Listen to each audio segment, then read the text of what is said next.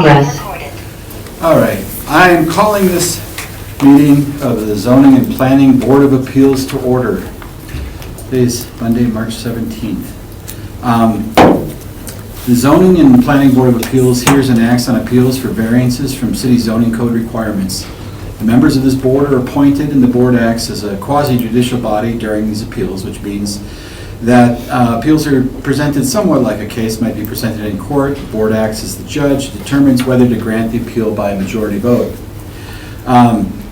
For each item, we'll hear from the appellant or the petitioner, as well as staff, as well as any other additional witnesses where appropriate.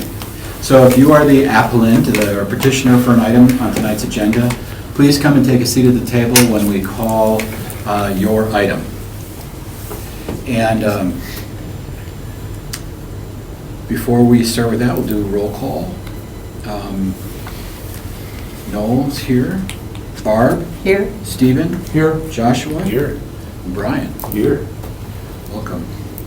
Approval of the agenda. Do we have action for this agenda?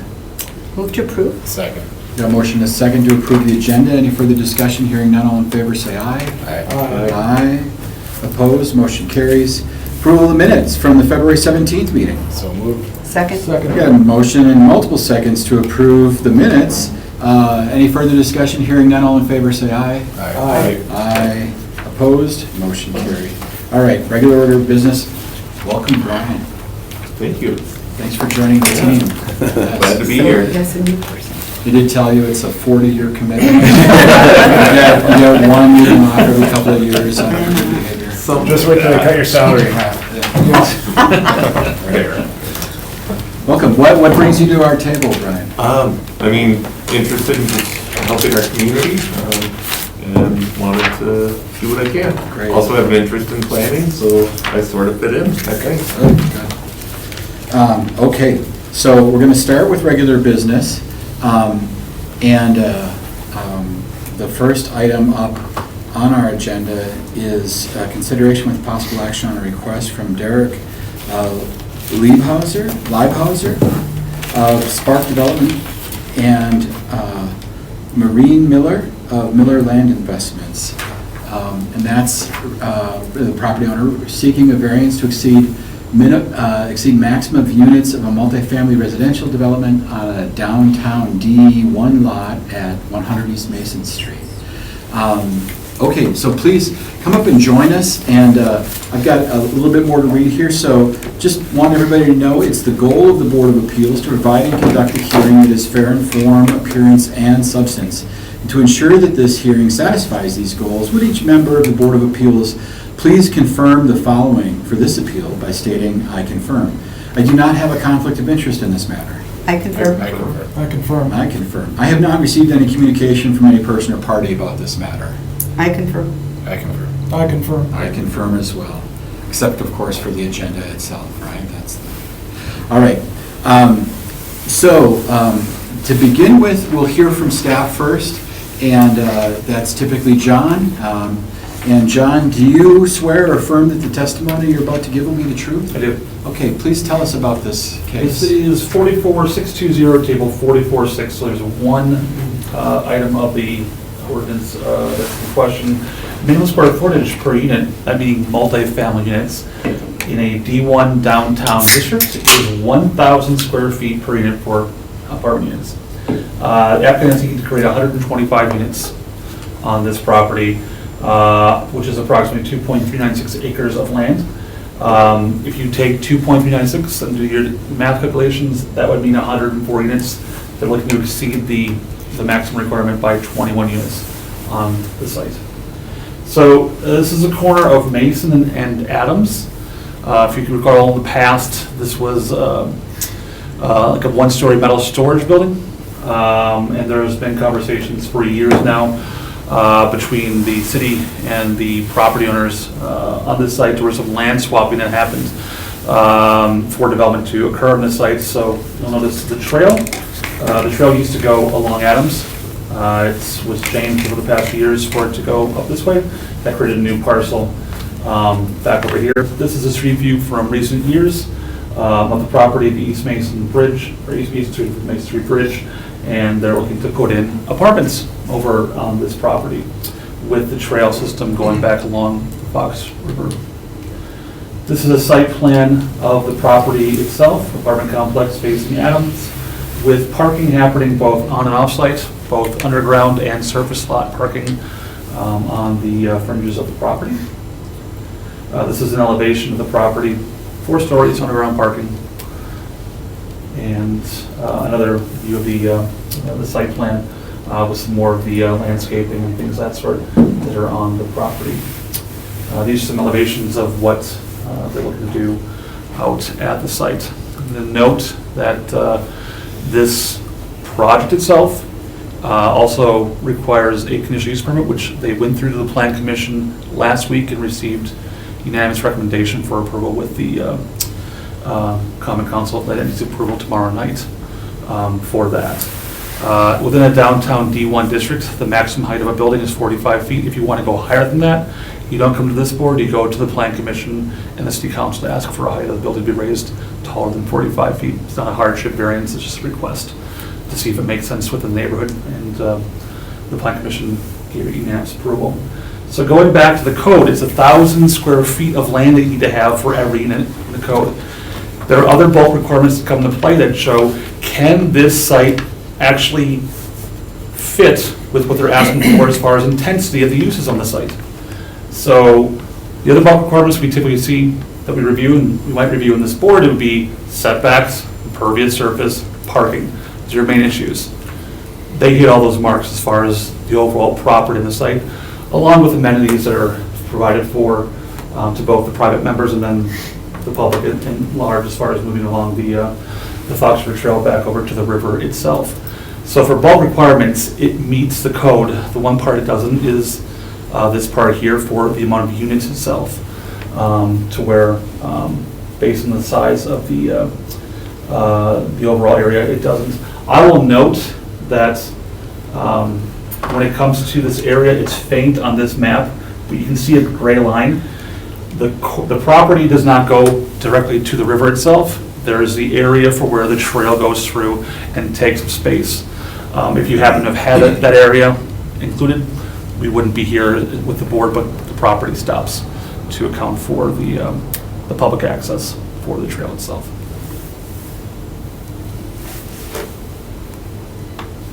Any questions for our staff?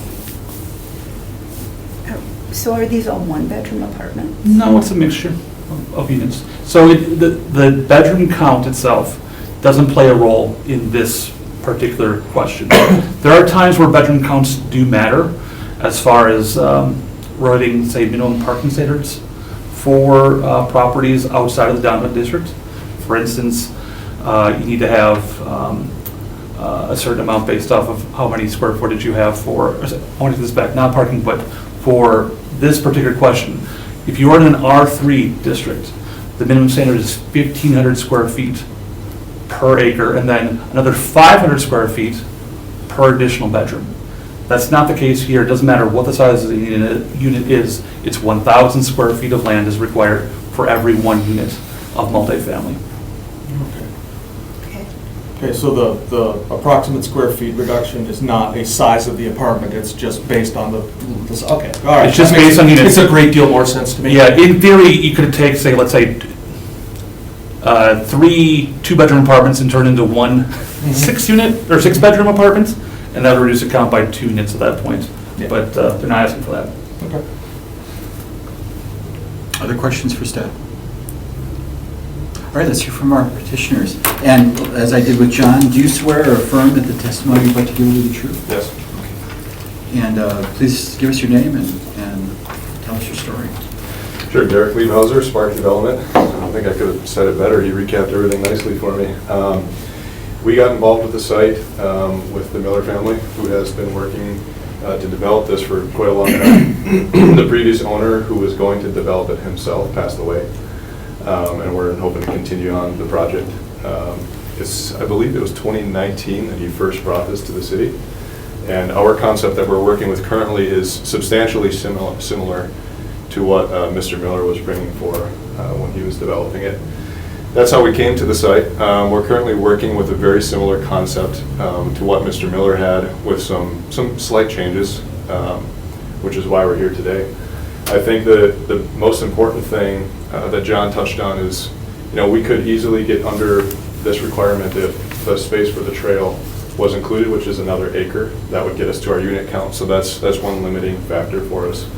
Additionally, if we wanted to make all of the unit sizes much larger and put in a more high ratio of 3 and 4 bedrooms, that would bring down our count significantly and get us within what the zoning code allows. So as John mentioned, our zoning allowable here is 104 units with the size of the site. We're seeking 125. So where do we come up with that number? We also own a property management company as well. We manage a lot of properties in this market. So we're trying to hit on not only what comparable properties are bringing to market in size, but also a healthy unit mix. So by unit mix, leading to your question, we have everything from studios, 1 beds, 2 beds, and 3 bedrooms. So we're trying to bring a healthy mix of all of this to the market to satisfy what we see as being the demand. In terms of sizing of our units, none of these are out of what I would consider average or standard for this area.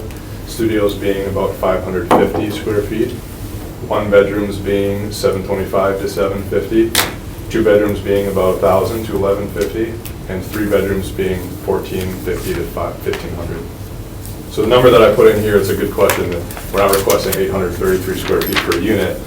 That's what, how much square feet of land to get to our 125 per unit in that fashion. So the physical limitations of our site, it's a small site. 2.3 acres is tough to fit on the density that this area needs, especially in a downtown zoning district. We have waterfront property, which limits us for expansion, but then also the trail, which takes up an acre of space as well in between us and the water. So we're trying to creatively fit a healthy unit mix, healthy unit sizes to bring to the market what the market wants right now. Along with that, we're not asking for any other forgiveness or any other variance. We're hitting, as John mentioned, we're hitting the requirements on setbacks, we're hitting requirements on impervious surface limitations, and as well as parking. To speak a little bit further to that, we're planning on actually having quite a surplus of parking on the site to not stress out the surrounding areas. So my goal right now is to get to, and how we're showing it on our plan, is to get to a 1-to-1 ratio of units to parking stalls indoors, climate controlled, and then have an additional 50 to 75 surface level. That's going to get us to about a 1.5 ratio of parking stalls to units. I would consider that very healthy, and that allows the site to be totally self-contained. Along with our change, what we're, in order to get to our desired unit sizes and unit mixes, our footprint is not changing, our height is not increasing from actually Mr. Miller's original plan. The footprint is maybe only changing by 8,000 square feet, and that's in the terrace area, which will be on our next iteration of the concept. That's just to get a little bit more parking inside. So in total, the overall concept, what was initially brought to what we're bringing, is not changing. We're not adding another floor. We're not increasing 50,000 square feet. It's substantially similar. So the intent of the code, I think from my perspective, is just to make sure it doesn't harm the surrounding area with intense stress on traffic, on parking, and we're trying to make the site fully self-contained. That's really all I have. I'm happy to answer more questions, go into more detail with our plan as we work through it, but that's kind of the whole high overview of how we got to where we are today. Questions? Yeah, so I mean, a lot of that sounds good. It sounds like you've thought out a lot of it, especially in, I particularly like being cognizant of the surrounding area. Let's go back a little bit to talking about the optimal mix. I'm not questioning your business and your understanding of that, but I don't have any understanding of what that actually means. Sure. So, because my first inclination is to say, well, we have a limit for a reason, the city set the limit for a reason. If we told you no today, and I'm not saying you will, or even I will, what change would that have, and is it I kind of need to understand the impact if you didn't have your request done. Sure. So to step back to your first question, what's a healthy mix? A healthy mix is getting to, my rough calculation right now, just to give you kind of a ballpark, between 125 units, 15 studios, 54 one-bedrooms, 48 two-bedrooms, and 8 three-bedrooms. Okay. So you have a little bit of studios and 3 bedrooms to satisfy what the market wants. The big push for demand right now is 1-bedrooms and 2-bedrooms, both for young professionals and people downsizing, smaller occupants.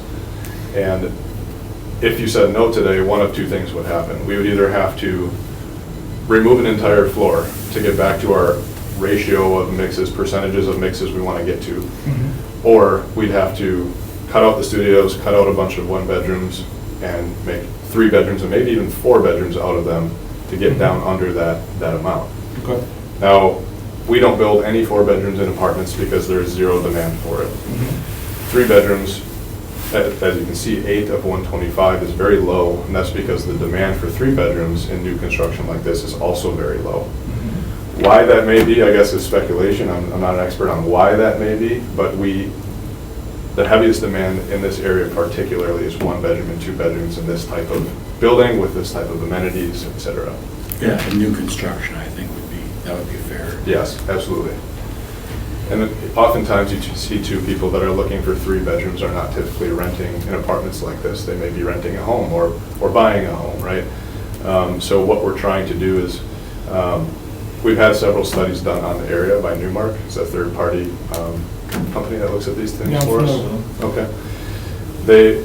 They looked at 15 comparable properties in Green Bay as a whole and averaged out what all of those unit mixes are. And ours is largely based on where the unit mix is for demand in the area. It's a good question, though. Okay. So in terms of the kind of, are you going to be including any low income in this building at all, or no? There's no No income, okay. Because one of the things that did strike me a little bit, we were talking about, the location where it is and the land you've lost for the trail and for the river. I would counter that how much more money can you make on riverfront apartments next to the trail? Sure. Because realistically, I'd way rather have that than have it a block in. Sure. Right? Yep. So, okay. Other questions? I have one about the configuration of the site and the swap from the trail on Adams versus the trail on the, is that part of a negotiation you do with the city in this? And you said if you hadn't done it, or if you had the acreage that the trail's occupying as part of this parcel, you wouldn't be requesting the variance because you'd have enough land to support the units. Would you have a net gain or net loss in terms of the total site with that swap from Adams to the river? I don't know if it would be a net gain or net loss. I can tell you that was done before my time. Okay. Mr. Miller did that prior. I believe that was phase 1 of their development agreement in swapping, dedicating the land for the trail, the city installing the trail, and then Mr. Miller getting the eastern portion zoned back from Conservancy to Downtown 1. And I think that was all CSM together. That there's a little bit of an issue with the GIS that doesn't show that yet. But the site, the building footprint actually sits on top of those 2 parcels. Without that, the building could get a little bit bigger if you had more space to expand near that trail. But I think in terms of net gain, it's tough to say.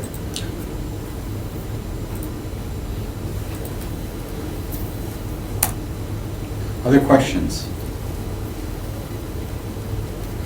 All right, we're going to deliberate and make a decision here.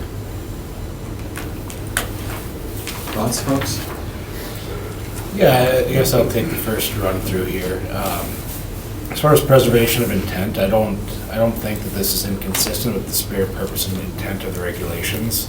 For the first time, I think, in the 2 or 3 years I've been on the board, we've heard testimony today about the reason behind the ordinance and why that exists, and what Sorry. Oh, sorry. Doing a little sign with John. I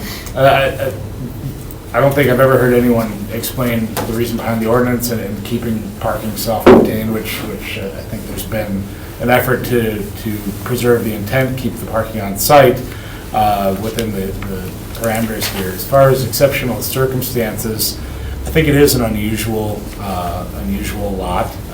Certainly that size of a lot. There's utility property right across the street from it. There's some single-family residential just down the street. I think that in that particular area, it's an unusual lot in that area. So I think there are some exceptional circumstances, not to mention that the land swap with the city to relocate the trail down by the river took away land that but for that land swap would have not stood in the way of this development. I think under the circumstances, the one area I'm having some challenge with is the preservation of property rights. I think under the circumstances as a whole, in order to meet the conditions necessary for this particular development and property, that the variance is necessary to preserve those same substantial property rights for the project. Absence of detriment, I don't think that there's any detriment here to adjacent property. In fact, I think the way this is designed maximizes and helps adjacent property. We don't have any bulk issues, and we don't have parking spilling out into the neighborhood or things like that. I don't think that the difficulty in complying with the municipal code is self-imposed or based solely on economic grounds. I think it's really a combination of factors. Certainly economics may be some portion here, but I don't think that it's self-imposed by any stretch of the imagination. So for those reasons, I would move to approve the variance. I would second it. So we've got a motion and a second based on the reasoning just presented there, and I thought well framed.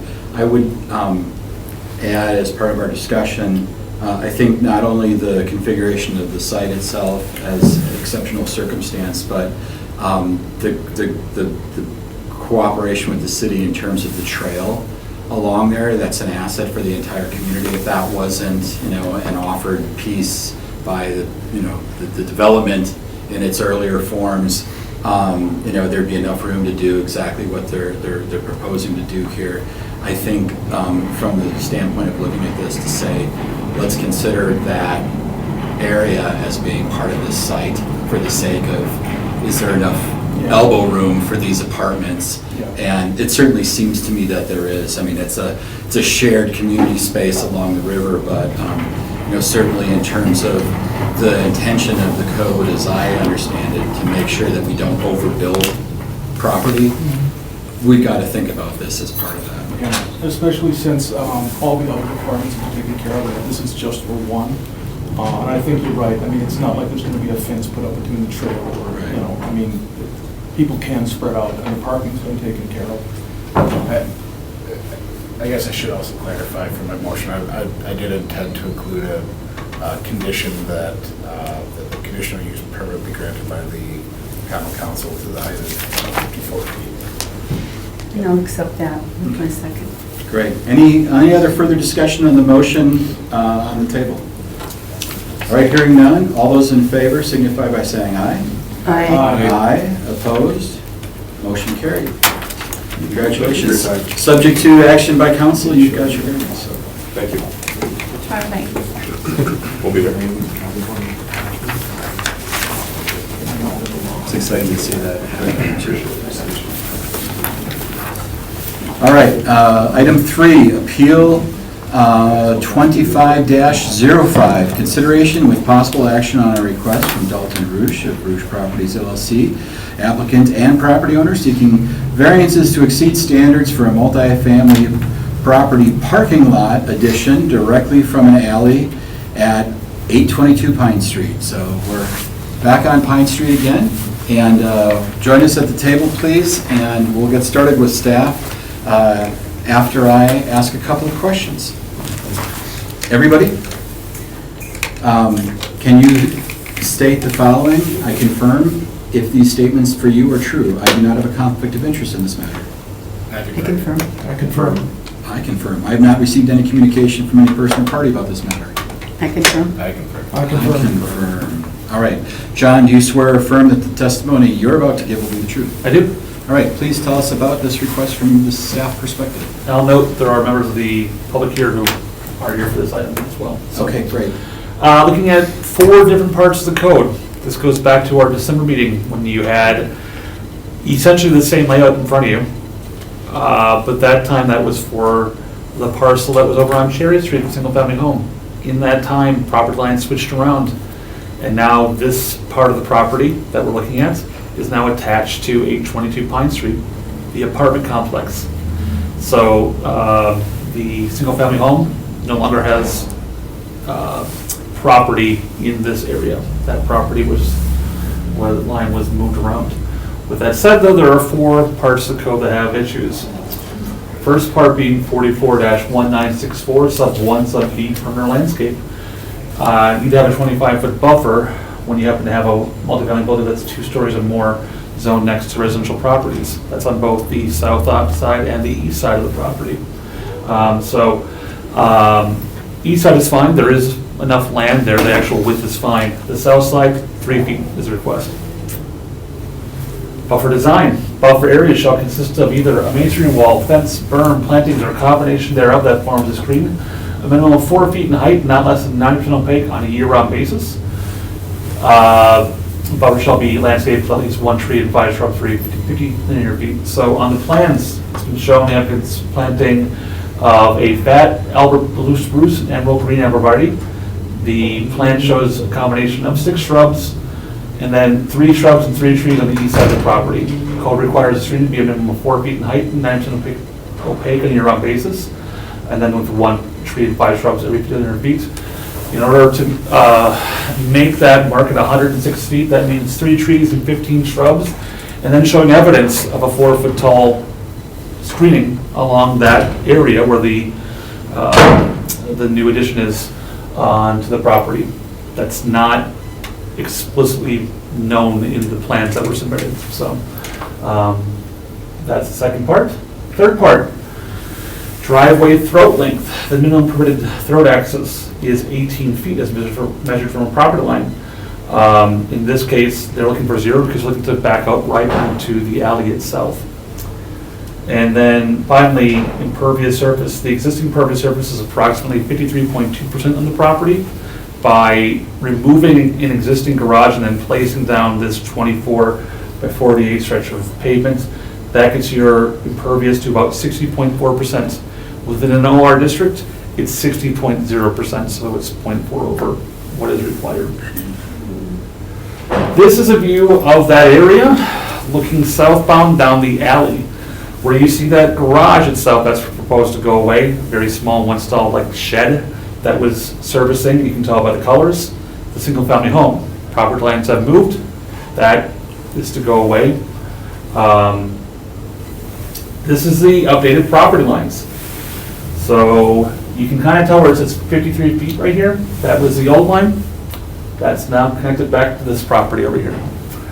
Looking to take this grassy area and change it into the parking stalls. This is a site plan provided, 48 by 24 feet, that can get you 5 parking stalls on the property. The circles are shrubs, the trees are more the larger on the right. 48 by 24, keep in mind this property has been discussed a few times now. The overall amount of stalls that are in the apartments, I believe this is, you got the account here. There are 31 apartments for the overall property.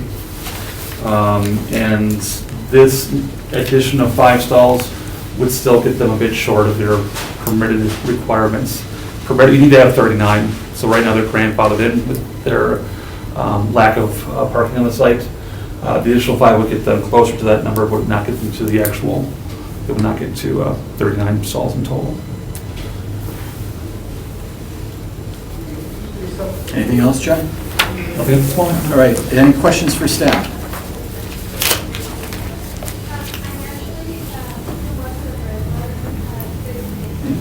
Well presented, John. Nobody's got any questions for you, sir. You've all, well, not you, Mr. Ritter, but you've all seen this in the past, in some shape or form. All right, let's hear from our petitioner. Do you swear or affirm the testimony you're about to give will be the truth? Yes. All right, tell us your name again, and tell us about this request. Yeah, so I'm Dalton Roosh. This would be my third attempt at making this happen, but I guess ultimately we have some apartments here and we're trying to find some more parking. Originally, I wanted to put in some parking area kind of right where he's got his cursor there. During that time, that house came up for sale. When it came up for sale, I thought it was a good opportunity to purchase it and then create some more parking similarly to what is on the alley now, where you can just park right off the alley into a spot, rather than creating the whole parking lot that we were originally proposing. So that's where we are today. And since we last spoke, then you moved the lot lines to make the parking then on the property with the multifamily building itself rather than on Rather the than parcel this- with a single family. Yeah, exactly, which seemed to be an issue, doing parking on the single-family home and then have shared access with the multifamily.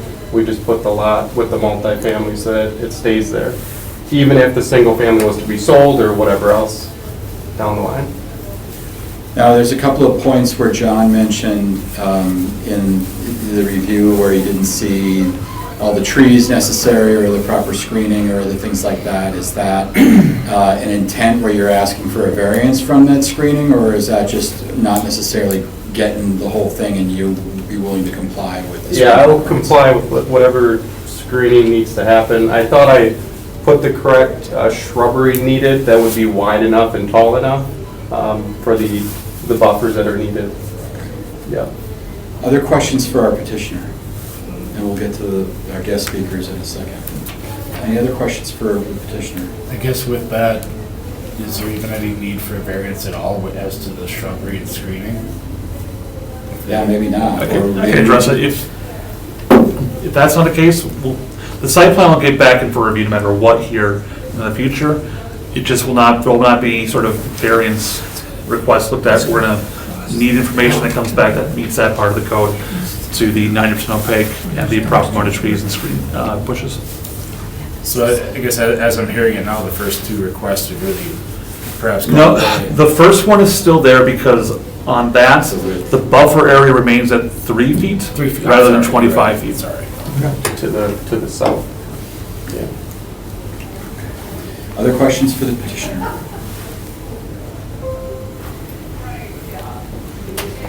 Okay, we do have other parties who wish to speak, so will you please join us at the table, and I will swear you in, and You're just here to view? No, we were just concerned about where. Okay.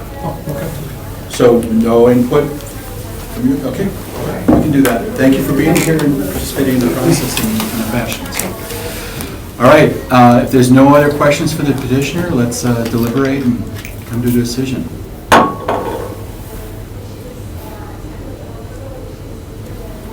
Just opine, you know, I know our law department hates it when I do this, but this seems to be almost beyond the pale of what the ordinances can deal with. I mean, this is such a weird site, you know, the 100-year-old buildings, the mishmash of acquisitions and splits and ads and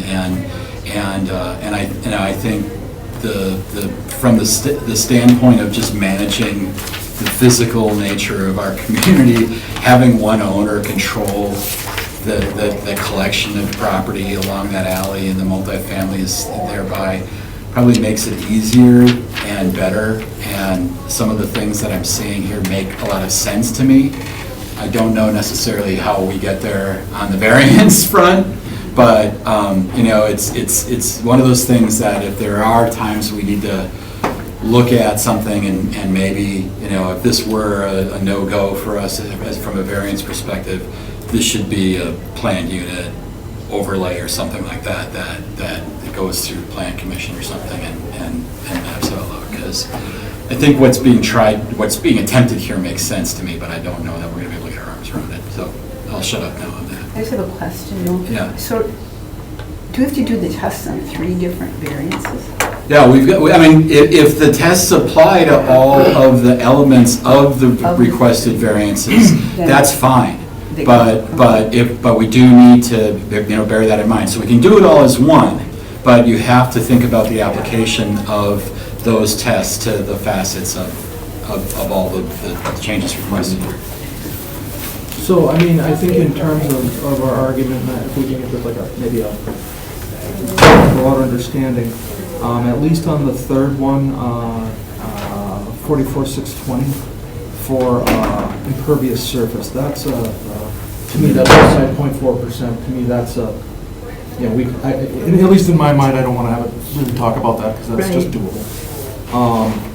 And refresh my memory, the driveway throat length at 44.1, 17 and 74, that's because it's off the alley. Right. And there's just no room. But it's exactly the same, what they're proposing, that's already in place on the other side of the same alley. Right. Right. Even on the same property. Yeah, on the same Yes. property. Now, I suppose this isn't any of our business anyway, but, yeah, so the property's grandfathered for the parking, but so we're not giving a grandfather for the lack of adequate parking? We're not putting a variance? Doesn't that break his grandfathering if you touch it to property? No, only if it's Okay. beyond a certain threshold in terms of the Okay. value of the changes, I think, that are being considered, right? No, so the parking area, it's a good question. Because it's separate, we're gonna view it as separate parking areas. Okay. If he touched that other part of the parking, at that point, that grandfathering goes away. It does. I just And that's didn't where they want- have to come back to this board for A re-up or something. questioning my interpretation of the code. I'll note, the code when it comes to alley parking is scant. Yeah. It is. My interpretation is based off of multifamily commercial. That's where this is coming from. Yeah. I figured you thought of it, I just thought I'd ask so that there isn't, somebody doesn't go whoops down the line and go, now we gotta revisit this again, then, you'll have spent more time. Yeah. I'd rather ask and find out it's cool than, Yeah, the code you're working with here was designed to be addressing the previous development, not 100-year-old stuff on an alley in the middle of the city that's being, tinkered with, right? I think it's a stretch, but does anybody have anything with regard to these tests and the changes requested here? Or are we unable to move down that road? I can get through several of them. Let's hear it. Yeah. Forgive me if I skip around a little bit here. Absence of detriment, I don't think that either of these requested variances, either of the 3 that remain, will be detrimental to adjacent property owners. At the moment, Mr. Roosh is one of the adjacent property owners, but that may not always be the case. I think that with proper screening, the buffer issues can be reduced. The impervious surface, a fraction of a percentage point, frankly, I'd be willing to even round down on that part of it. When it comes to the driveway throat length, I think 18 feet is it's an impossibility. It's just not the reality that it already exists on this alley. I think it's not a detrimental issue. To that same point, I think that a variance in all 3 of these respects would preserve the intent. I don't think it's inconsistent with the spirit, purpose, and intent of the regulations. I don't think the regulations anticipated turning these 100-year-old buildings into multi-unit multifamily residential units the way they have been. I think under the circumstances, the way these things have been carved up and developed over the years, this is consistent with that spirit, purpose, and intent of the regulations.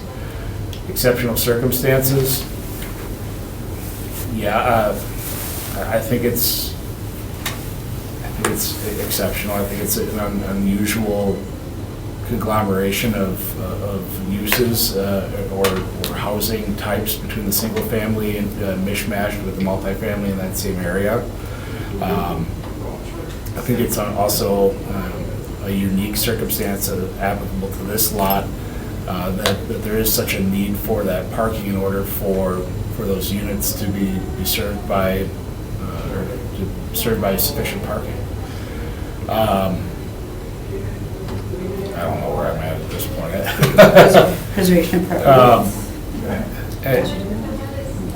Yeah, I think that in order for this to work the way it's set up, I think that the variance is probably necessary to preserve that property right. I mean, now that we know that the property already has this number of units required, this gets as close as possible to that parking requirement.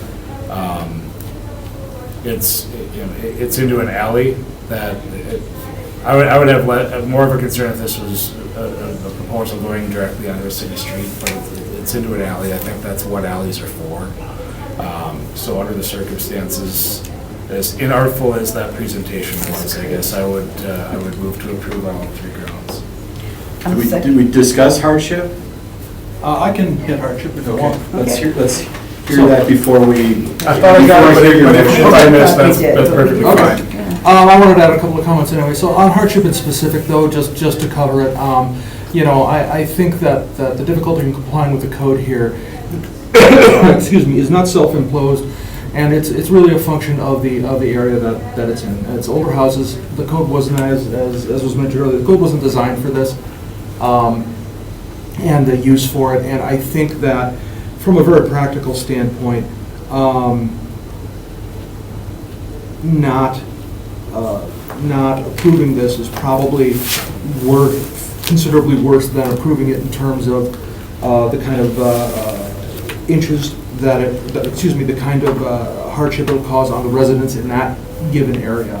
So I think this is the best that can be done both for the property owner and for the neighborhood and for the city overall in terms of what we're doing here. So I don't think that there were other things that he could have done that really make a difference short of bulldozing the neighborhood and laying it out again, which again is probably not economically viable or even really necessarily possible.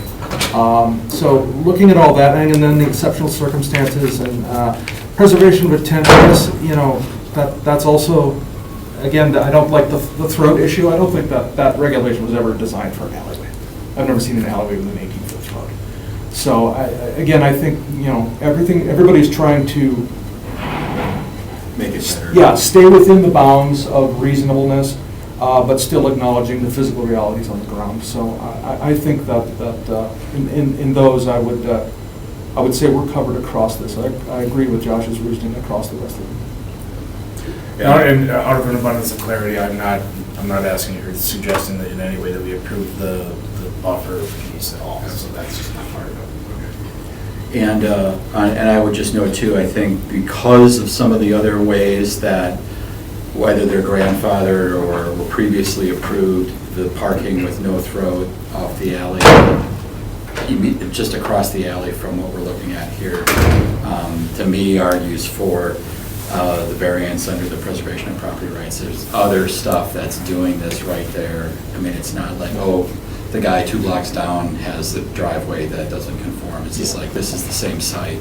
Yeah.